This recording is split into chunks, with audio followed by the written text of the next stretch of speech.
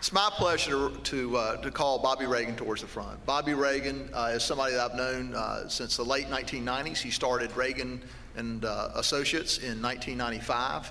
His firm is extremely successful. It's been a key component of this industry.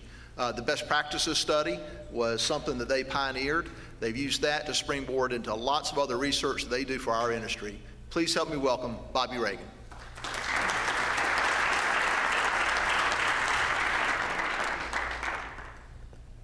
Good morning. I'm going to come down here. It is a real privilege to be here. I greatly appreciate it. This is a wonderful association, as evidenced by the reports that have been made and the energy, the momentum. It is all good. So congratulations to you, and thanks to Kelly and Tim for this opportunity to be here. And what a beautiful spot.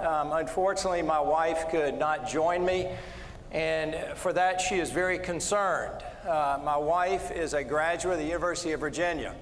I am a graduate of the University of Tennessee. Her sense is that people that are a part of ACC schools are intelligent, they're articulate, they're classy, and being from North Carolina, an ACC-dominated state, you probably would agree. If you can't get into an ACC school, you go to an SEC school or vocational school. And so she's concerned if I get into a classy group of people whether I can behave properly. And so she knew that last night I was invited to a dinner where a number of Sin Done people were going to be, that I would embarrass myself. She wasn't going to be there with me. And so she came up with this idea that I need to pick somebody there that I could kind of model and do what they do. And she said, who's that really good-looking guy at Sin Done? And I said, Gray McCaskill? She said, no, I said good-looking guy. The guy that's good-looking and really strong, the man's man, big guy. I said, Tim Templeton. She said, yes, I've been around Tim. He is so classy. What I want you to do is when you're having dinner, no matter where he is, you keep an eye on him, and I want you to do everything he does.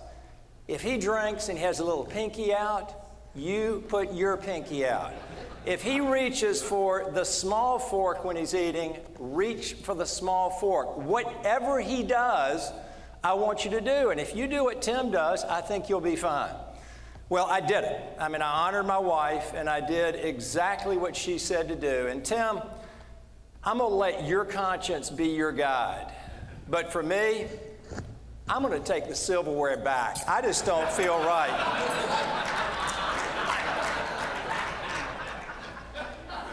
I just don't feel right about it, but I guess you do, and that's why you're this powerful person in this association. All right, if we can get my presentation up. The private ownership study, a study performed by Reagan Consulting, and it was done by the sponsorship of a number of insurance companies, and we want to thank them because it allows us to make it available for free to our agency friends, Cincinnati, Hanover, Liberty Mutual, Amerisure, and also a part of the Council of Insurance Agents and Brokers. And the study was done because there are a lot of agents, including many of you, who desire to remain privately held. That is your objective. You're that, you have been that, you want to be that, and it is something that you are wanting to do. But we also see in today's environment that it is difficult to do. We have a weak economy.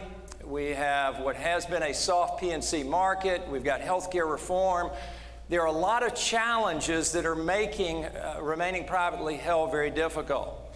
And this issue is about the perpetuation of the ownership of insurance agencies, but it's also about the perpetuation of the operation of insurance agencies. The ability for you and your firm to grow by adding talented people, your ability to have continuity of leadership, continuity of sales success, your ability to bring on the next generation, to follow a lot of talented individuals that have been a part of this industry for years that are no longer a part of it, to have the next generation coming on.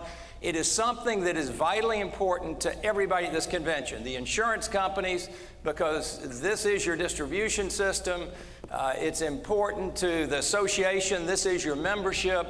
But most importantly, to every one of you as agency principals, it's important to you because it is something that is going to define your success, your ability to serve the people in your community, the businesses, your ability to maintain a quality of service, your ability to create and maintain and expand and grow the value of your agency. And so we decided to take a close look at this and to see what the keys were to remaining privately held.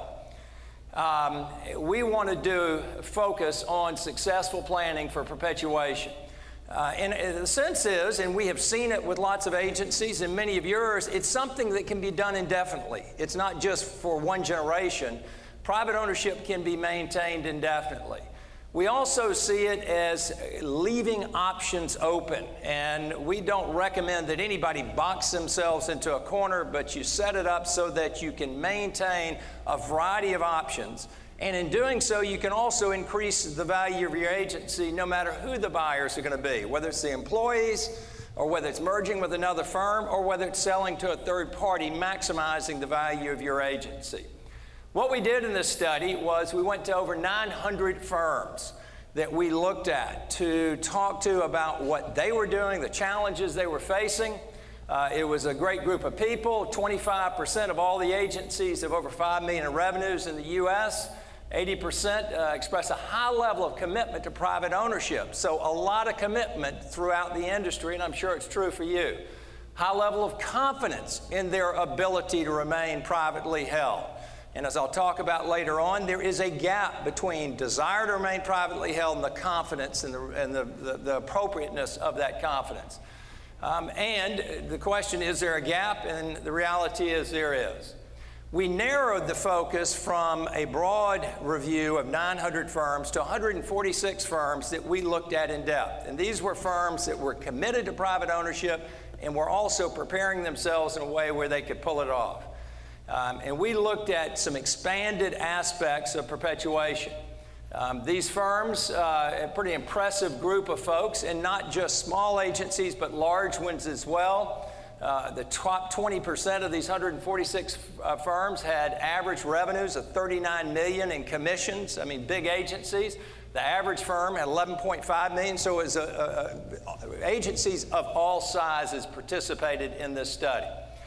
And what we found was that there are 4 key components that have to be present if private ownership is going to be maintained.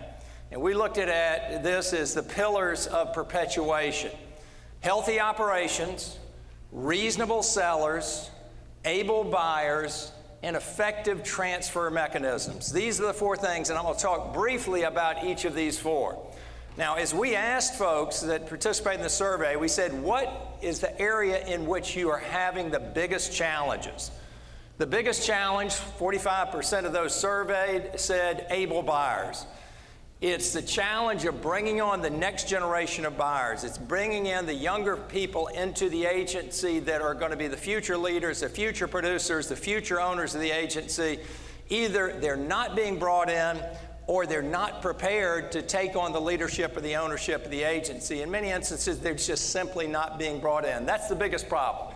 The second biggest problem was the health of the agencies: profitability, growth, strength of balance sheets. The third most challenging problem was the effective transfer mechanism. And the problem that seemed to be the least challenging was the reasonableness of the sellers. Now, I would admit that when we did this survey, the people filling out the survey were the sellers. So, are you reasonable? Of course I'm reasonable. So this may be a flawed reporting statistic, but it is what it is. But the 4 challenges, and let's look at each of these briefly. First, healthy operations. The most important part of driving perpetuation, internal perpetuation, is the profitability of the agency, because it is the funding for the transfer mechanism that's going to take place. There are very few instances, just to put this in perspective, where you have an agency that is owned by a group of people or an individual and a group of young employees coming into the agency where those young employees have deep enough pockets or big enough bank accounts that they can buy the agency. It isn't going to happen, or very rarely would it happen. What we do is have a situation where the agency's profitability is what has to fund that transfer of ownership, whether they borrow the money on the outside and have to repay that money, or whether financing is provided internally and the funding of that debt repayment is going to come from the profits of the agency. And if you look at this in the study that we did, the EBITDA, earnings before interest, taxes, depreciation, and amortization, it is pre-tax cash flow, and we looked at it as those agencies that had under 10% profit. If their revenues are $10 million, 10%, obviously $1 million in profits, 10 to 20%, 20 to 30%, and greater than 30%. And what we found was the mix of agencies in each of those categories. And what the significance of this is the value of an internal transfer of ownership. The value of an agency for internal transfers of ownership is generally going to need to fall in the range of 6 to 6.5 times EBITDA. And I'll talk about this more in just a minute. If the agency were to sell to the highest bidder, you went out and sold 100% of your agency to the most aggressive buyer, whoever that might be, it would be at a higher multiple. It may be 7 or 8 or 9, and you see 10 plus multiples of EBITDA. But for internal transfers of ownership, generally it's going to be 6 to 6.5 times that can be supported. And so when you look at these levels of profitability and you apply the 6 times multiple, what we see is that if your agency is generating a 10% pre-tax profit or EBITDA margin, 6 times that is a 0.6 multiple of your revenues. Now, historically, there was this, agencies are worth 1.5 times. Well, they're not. Some agencies may be. They're really worth multiples of earnings, and that affected by the growth capacity and stability of the agency. But if you're only making a 10% pre-tax profit, and you're going to do an internal transfer of ownership, and the sellers say, I want 1.5 times for the value of my agency, you've got a problem, because all it's going to support is a 0.6 multiple of the revenues. If you have higher levels of profitability, if it's between 10 to 20%, that would support a multiple of 0.6 to 1.2 times. If it's a more profitable agency at 20 to 30%, that would support a multiple of revenues of 1.2 to 1.8 times. And if it's 30% or more at 30%, that would support a multiple of 1.8 times revenues. So profitability is critical to the health of the agency and the ability to perpetuate the ownership.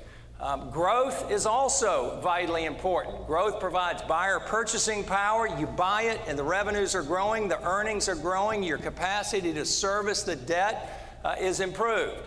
Growth influences the EBITDA. A growing agency is generally a more profitable agency, so growth is important for that. And growth means viability. Insurance companies want their agency partners to have growing revenue streams because they want growing volumes of business. It helps with the viability of the agency. Also, as far as the health of the agency, is the strength of the balance sheet and the risk assumed or present within the agency. When you look at this, enforceable contracts, restrictive covenants, protecting the business, giving the agency ownership of the business handled by the producer is important. Good morale, employee success, an environment where people want to work. Diversification among clients, industries, producers, and carriers, where you don't have one account that represents 50% of the revenues of the agency. Not that you chase away that account, but it does create vulnerability. It makes a transfer of ownership and the value of the agency more difficult. But stability, good diversification, good relationships with carriers. And balance sheet health, good working capital, good collections and trust ratios, and a healthy tangible net worth as relates to the size of the agency. So when we look at operational health, one of the 4 pillars, the first pillar that we're looking at The most common challenges that we see are a lack of profitability that would support a value that the agency is looking to transfer ownership at. This is a problem. We also see agencies that have risk issues. They don't have valid non-competes in place. They've got vulnerability issues. They don't have the diversification that they need. So some challenges that can be there that need to be addressed. Reasonable sellers. The issue of valuation. We asked the question of these 149 folks, are sellers in your firm willing to take a discount to a third-party valuation? As I said, internal transfers of ownership, 6.5 times EBITDA. A third-party sale, whether it's a financial institution or a national broker or another agency, multiples that would be higher than that.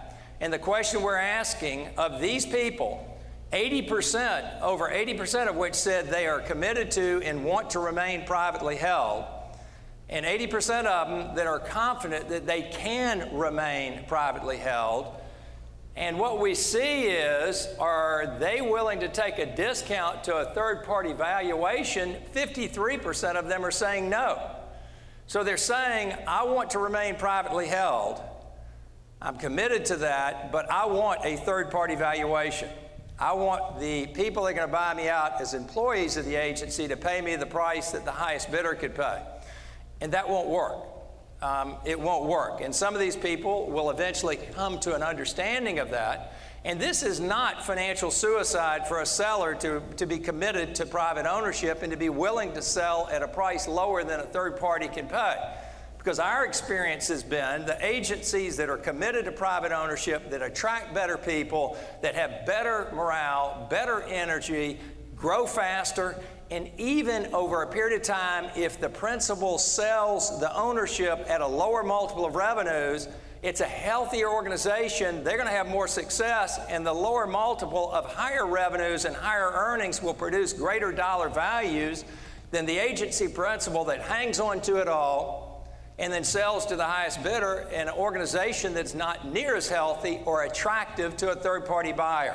So this is a challenge, and this is one of the reasons there is somewhat of a gap, unless this is addressed, between desire to remain privately held and ability to do so. Financing, as far as the reasonableness of sellers. As I said, young people in an agency, they're going to be the buyers, don't have the financial wherewithal to write a check and buy ownership in the agency. They also are getting paid for the work they do, the business they write, but they're living on that for the most part. I mean, paying bills and they're living on that. And so the financing that's needed, generally in most instances, is going to have to come from the agency itself, from the agency principal, from the seller. And we ask the question, are sellers receiving cash at closing, or are they financing the transaction? 67% are financing the transaction. The 32% are receiving 100% cash at closing. So some are still getting all cash, requiring all cash, but the majority are willing to provide financing. Of those that are, 12.5% is the median down payment, and the financing period is 7 years on a median basis. Now, this is a chart a little confusing. The timing of when a seller sells. How long are they going to hang on to the ownership? Are they willing to cut loose and sell it over time? This is the percentage of the ownership, and this is the age demographic in the average agency that we looked at that's owned. So if you look at this, between age 65 and 69, 5% of the agencies are owned by that amount, and you can go down and see how it is. Now, we use a scale called WASA, Weighted Average Shareholder Age, and you take the age of every shareholder multiplied by the percentage of the agency they own and add that up, and it's the weighted average shareholder age. And the average of this group was 53.8 years. Now, what we find is if those agency principals are selling when they get out, and they're not selling it to younger people, but just back to the agency or those that are there, what we find is that over time, it will shift. And the average ownership, average age goes to the right, And we see that the weighted average shareholder age, if this is done where you sell at 65, no new young people are being brought in, your average age is going to go up to 56.7. The higher the WASA, the weighted average shareholder age, the less likely it's going to be that the agency can be perpetuated internally. So it's a problem. What is healthier is a situation where agency principals begin selling earlier. And as an illustration, if a principal started selling 20% of their equity at age 60, sold it all by 65, and new people were being brought in, what you find is a much healthier situation where actually the weighted average age over time starts going down, and we see a much healthier distribution of ownership within the agency. And you've got new blood, you've got new production, you've got new energy, you've got new leadership that's going to come in and prepare. It's healthy for the agency, but not all agency principals are doing it. I was consulting with an agency principal that was 72. And he said, you know what, I really need to start turning things over to my younger brother. And I said, how old is your younger brother? And he said, 67. I said, yeah, you probably should. That would be a good thing to do while you still have that choice. I mean, a lot of people are hanging on, and they're not doing it on a timely basis. Reasonable sellers. And if anybody feels sensitive about that comment, I apologize. I don't think there's anybody here. Most frequent problems, willing to take an appropriate value for the agency, willing to provide financing, willingness to sell on a timely basis, all challenges and issues that we see. The third challenge, able buyers and their financial ability to buy the agency. We created in this study a metric called the buyer coverage ratio. And what it is a relationship. If somebody bought ownership in an agency and they bought 5% of the agency and financing is provided, they're going to have to pay principal and interest on that based on the period of financing. As a 5% owner of the agency, they also would be entitled to 5% of the profits of the agency. And if the agency distributes 80% of their profits to the owners, they're going to get a dividend or a distribution, whether it's an S corporation, just a distribution of those profits to pay taxes and to have money. And so we created this metric where it's a ratio between the buyer distributions and the debt service, principal and interest, that a buyer of agency stock would have. And this is a metric that ideally the cash flow would be there if financed over a proper period of time, if valued at the proper level, that the owners, I am going to buy in at 5% of the agency, I'm going to have debt to pay off over a period of years, I'm going to get a distribution. And if it's the buyer coverage ratio is over 100%, I would be getting enough money to service that debt, and I'm creating asset value. I'm becoming an owner. It's a great deal. It's a first-year metric. If the agency's growing, that ratio gets more favorable over time because the distributions go up and my debt service remains the same. It's a pre-tax metric. There are some tax implications that has to be looked at, and the down payment is not factored in on this. But what we found in asking, is your firm's buyer coverage ratio 100% or higher, that over 55% of the agencies said yes. So the majority of agencies are structuring the financing over a long enough period of time. They're getting appropriate valuations for the agencies, and they're having distributions of profitability that are sufficient to cover the interest and principal of the note. And it works. It works. If those pieces are not there for that to happen, it won't. The typical buyer transaction in the industry today that we see, 10% down, somebody buying in, they pay 10% of the value of the stock they're buying down, financed over 8 years, the median buyer coverage ratio, 100%. Now, once you factor in taxes, you do have risk, because if the revenues or earnings go down, then you still got to service the same principal and interest. It can be different. The able buyers, the non-financial ability, we looked at a number of different things. And 64% of the people said a lack of financial resources was the biggest weakness of the buyers. Lack of leadership, lack of potential buyers. We just don't have them. We haven't recruited them. We haven't developed them. They're not there. Lack of willingness to defer gratification, lack of sophistication, lack of interest in ownership, lack of cohesion of a buyer group. There are a lot of challenges, but the biggest and most compelling one is going to be having people there that are energized, that are capable, that have leadership ability, that have entrepreneurial skills, that are willing to and interested in becoming owners of the business. And by doing so, you stabilize their employment, you lessen the likelihood that they're going to leave the employment of the agency. It is all very positive for the health of the agency. But a lot of agencies don't have those kind of people there because they have not made those investments. Most frequent problems, as stated, a lack of the right people, and some agencies are not developing the people that they have. Those that are doing themselves big favors. Finally, the fourth pillar is the transfer mechanism. How is ownership going to be bought and sold? And the most common by far, over 65% of the agencies, they're straight purchases. An owner has ownership. They sell it either directly to the buyers, the younger people in the agency, or they sell it to the agency, and the agency turns it around and sells it to the buyers.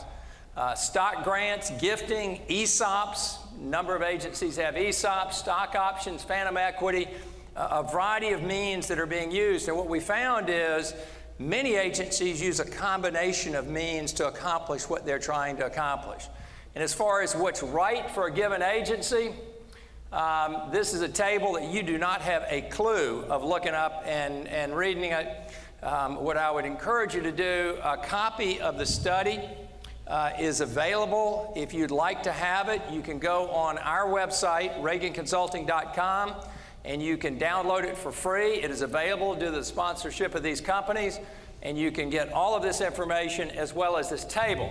And the basic gist of this table is the mechanism that is used is going to depend on the profitability and how you distribute profits, your revenue growth, the readiness of the buyer group, the age and timing of sellers, and whether they're family ownership issues. So it is complicated. It's something you probably want to get some help in addressing. But it is important to make sure that you've got the healthy mechanisms for transferring ownership. And I would say as well, there are lots of tax implications to this. Some are efficient, some are not. Pre-tax dollars, funding, or after-tax dollars. The recipients, are you going to get capital gains or ordinary income treatment? A number of important issues to weigh to make sure that it's set up properly. Problems we discussed. Well, what does this say from the study about our industry? What did we learn from this? What did it confirm from our consulting practice? And it's several things. The desire for private ownership is strong and is widespread. And I assume in this room, it is widespread in this room. Many of you desire to remain privately held. Our sense is that the confidence level that people have in their ability to remain privately held exceeds the likelihood of their doing it if nothing changes, because they don't have the people in place, because of unrealistic expectations of the sellers, because they don't really have a plan in place. However, we saw from this study that it can be done indefinitely. An agency can remain privately held, and it doesn't suggest just because you grow, you get to a size that you can't do it. You can, because we see some agencies that are large, that are very successful, that continue to be committed to private ownership. It can be done. It still does work. The biggest and most serious challenges are a lack of able buyers and the operational health of the agency. Those are the two biggest challenges, but they can be addressed. Firms that are able to perpetuate are also well positioned for a third-party sale. If you attract talented people, if you've got growth, if you've got energy, if you've got a great culture, if your ownership is diversified, you can perpetuate internally, but it also enhances your attractiveness as a third-party to a third-party buyer. And we would certainly suggest, even if you remain privately held, that you don't box yourself into a corner, that you have the ability to go in another direction if something unforeseeable happened. A successful perpetuation plan enables the continued strong return for investments in agents and brokers. It is healthy. A perpetuation plan is a great tool to attract talented young people. If they see there is a plan, there's an opportunity for ownership, they're not going to go to work for you and then all of a sudden they're working for somebody else they had no intentions of going to work for. It's great for your carrier relationships because if they see the commitment that you have to private ownership, it's going to be important to them. It's great to your customers. It's great to your community, the commitment for you to remain as a privately held business in your community. Well, what should you do in light of this? If you look at this and you start measuring how prepared you are in each of these four areas, what should you do? A couple of thoughts. Determine what your objectives are. What are you as the agency principal committed to do? What is your organization? Are you committed to private ownership? Do you desire to do that? If it's a family agency, where does that fit in? Examine each of the four pillars within your firm. Which are the strongest? Where is help needed? Where do you need to build it up or address some problems? And put together a plan to address each of those areas. And then articulate your plan carefully, because once it's there, if it's just something you as the principal are holding on to, and you're not willing to communicate it and use it as the fuel to drive the success of your agency, you're not really tapping the potential of a viable perpetuation plan. And finally, a well thought out and clearly articulated plan can be a key differentiator within the marketplace. Our sense is, my sense after being in this business all of my working career, I was an agent for 10 years in Georgia, South Carolina, and Florida. And then I've consulted since 1985. I have had the privilege of working with many, many agencies, a number of the firms in this room. And my sense is this is a great industry and a great business. And it remains a well-kept secret. When you look at how we have done as an industry through very difficult times, and that's not to minimize the challenge that your agencies have faced, because it's been tough. But on average, tough has been staying flat or negative 2 or 3% organic growth as compared to many other segments of our economy that have just been hammered. It's a good business. And good times and bad, good economies and bad, tight P&C markets, soft P&C markets, the cycles that we go through, this is a great industry, and I don't see that changing. You know, the demographics from the presentation that Marty gave on the decline of personal lines market share, that can be reversed. Commercial lines market share, I think it's stayed much more stable. I think our positions are strong within that segment of the business. Employee benefits, we'll see what happens in the Supreme Court, but whatever happens, there's going to be an important place, and maybe even more important place for agents and brokers in that segment of the business, because it's going to be more confusing.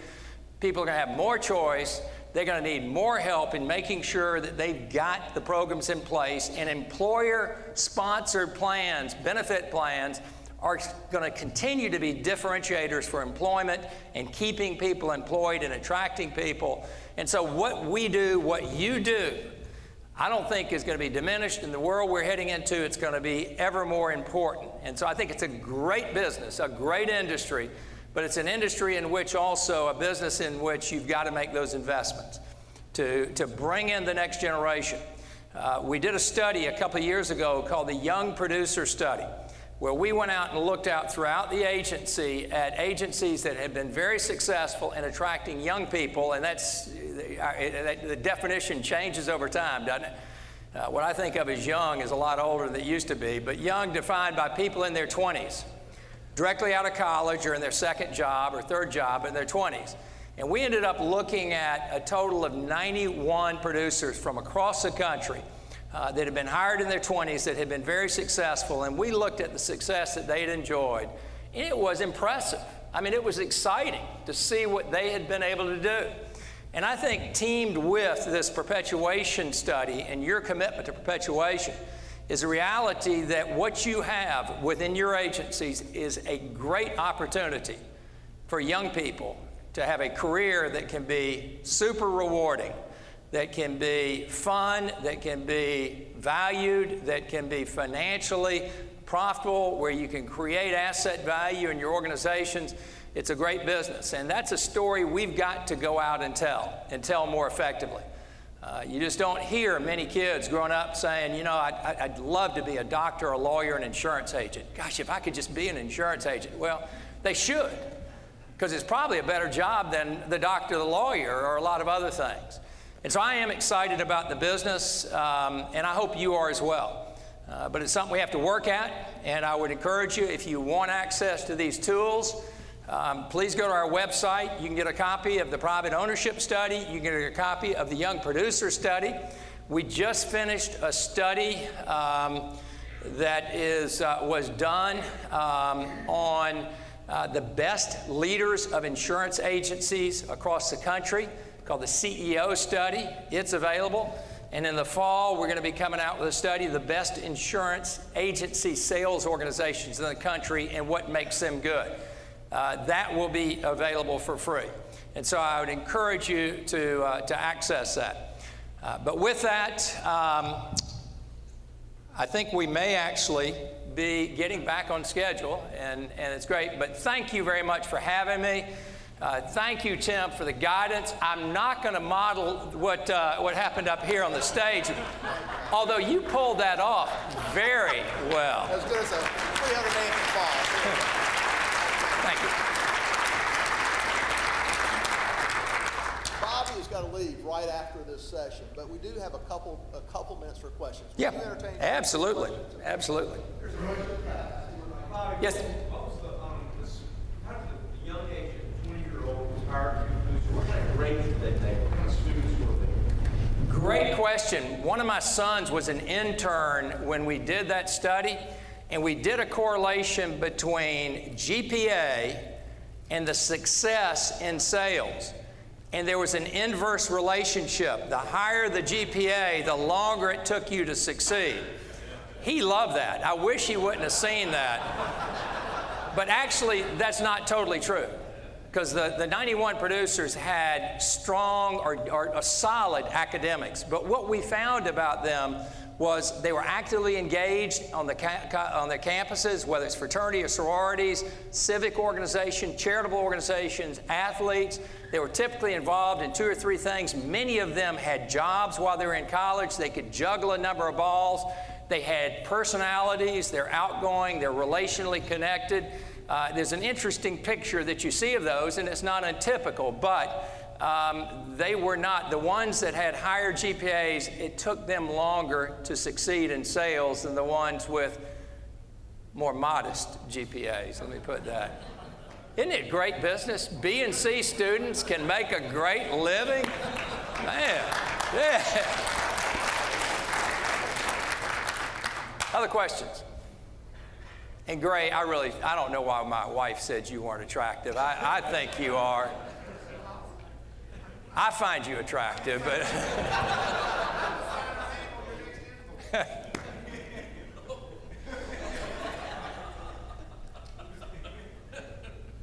any other questions? Comments? Okay, good. Thank you very much.